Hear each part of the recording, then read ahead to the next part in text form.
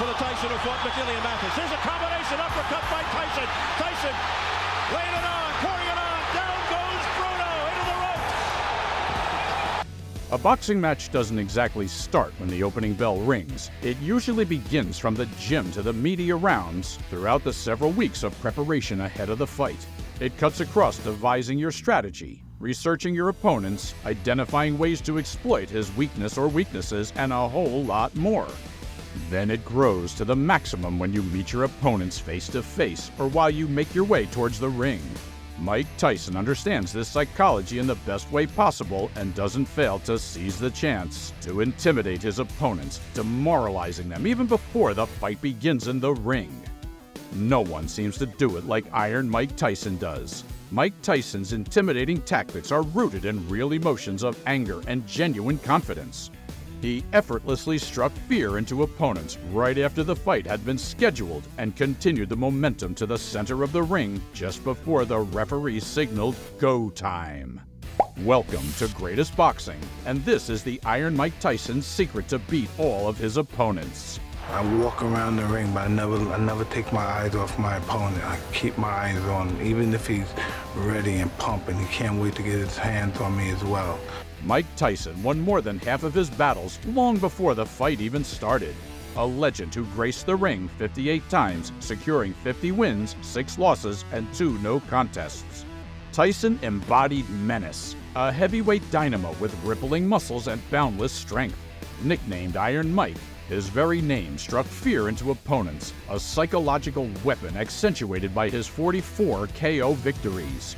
This was reflected in his personality and influence, as the American professional boxer was regarded as the most feared man on the planet during his heyday. So, what do you think makes it easier for Mike Tyson to knock out a total of 24 opponents right in the first round? It was his strong aura, a powerful energy that radiated his opponents since the pre-match. And Tyson and his team capitalized on this a whole lot, creating an intimidating reputation for the boxer. Once his team packaged all of Mike Tyson's early knockout wins into a neat highlight and sent it to TV networks to play. Touché! So now, just imagine yourself. You have to fight in a few months against a man nicknamed Baddest Man, and you're watching him on TV, studying his techniques, his strategies, and you watching how fast and badly his opponents are falling to the canvas. Therefore, you start to sense his dominating presence exuding authority in the ring. What would you feel? What does your inner voice say in front of these images? Well, it was his aggressive force, the exact demoralizing effect that Mike and his team always look forward to achieving. And boy, did it work! Beyond all the PR stunts, the fighter also played a significant part.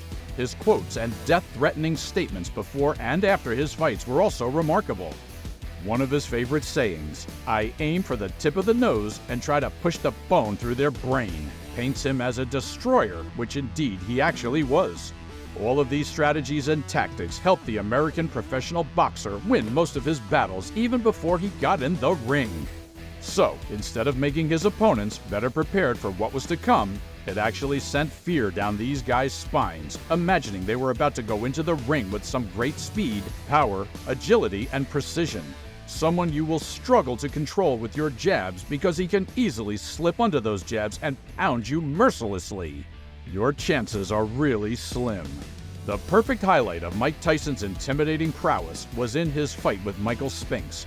Billed as Once and For All, the fight between Tyson and Spinks was the richest heavyweight fight at that time, where the two fighters were contesting for all 4 heavyweight championship belts. Before the game on June 27, 1988, both Mike Tyson and Michael Spinks were undefeated, with Tyson holding the WBA, WBC, and IBF belts, and Spinks regarded as the people's champion. A few minutes before the fighters were due to enter the ring, a slight pandemonium broke in the dressing room, where Spinks' manager, Butch Lewis, noticed a bump on Tyson's gloves and asked that the American rewrap his hands. In the dressing rooms, a major controversy erupted. You're looking at a tape shot of Butch Lewis, the manager of Michael Spinks, who went wild after he discovered Lewis wasn't willing to let go and insisted that the fight wouldn't happen if Iron Mike didn't unwrap and rewrap his fists. With the commotion delaying the fight, Tyson began pacing in the dressing room, obviously furious. In a moment of anger, Tyson punched the wall of his dressing room, creating a hole and a loud noise at the same time. The noise from the punch was so loud that Michael Spinks heard it in his own dressing room.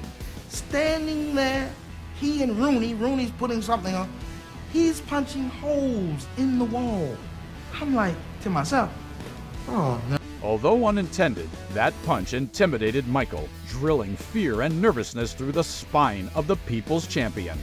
The fight would later continue after Michael's personal trainer, Eddie Fudge, inspected Mike Tyson's left glove and confirmed that they were fine and the battle could begin.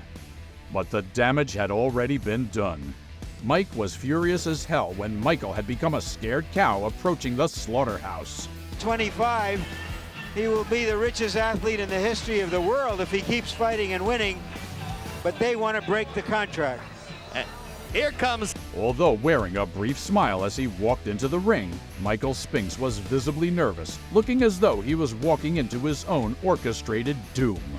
On the contrary, Mike Tyson ring walks convincingly and confidently, coming bare-chested and dripping with sweat amid the deafening drone noise he chose as his entrance music. Throughout his introduction, Mike's intimidation tactics seemed to have worked magic as Spinks continued to look nervous while Tyson paced around the ring. Spinks avoided all eye contact possible through the introduction as the referee called both fighters to the center of the ring for his last instructions.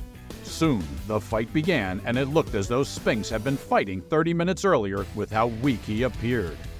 Right from the opening bell, Mike Tyson continued to attack Spinks, driving him to the ropes and trapping him there with a barrage of punches. Right through it. Tyson showing no fear, no respect. No fear and no respect by Tyson for any jabs or anything that Mike's ready to land a vicious left hook and then a right hand.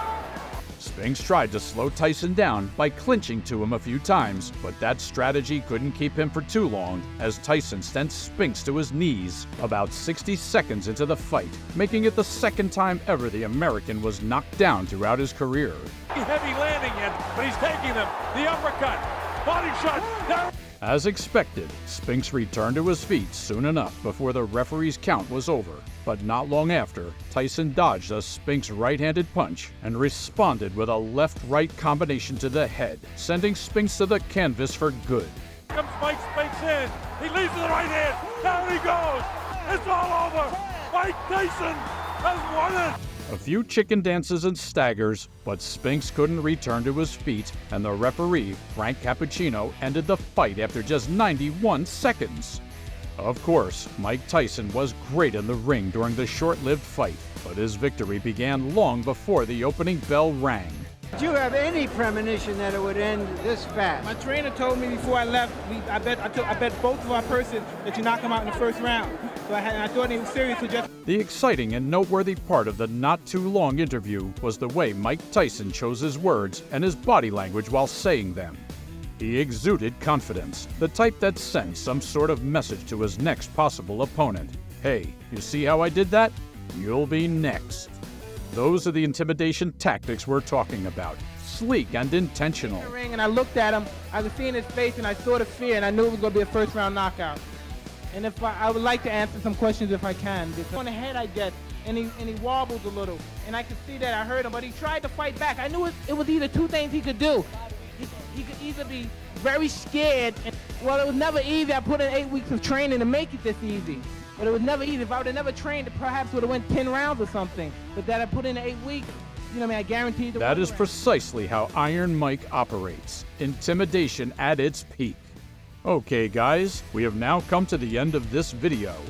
It was a journey that brought us lots of energy and adrenaline running through our veins, don't you think? So as you enjoyed every bit of it, as now you know Iron Mike's secret to beating all of his opponents, punch the like button and share with friends, and hit the subscribe to our YouTube channel to enjoy even more exciting videos like this one. Thank you for watching, and see you in the next, less intimidating video. Don't miss it.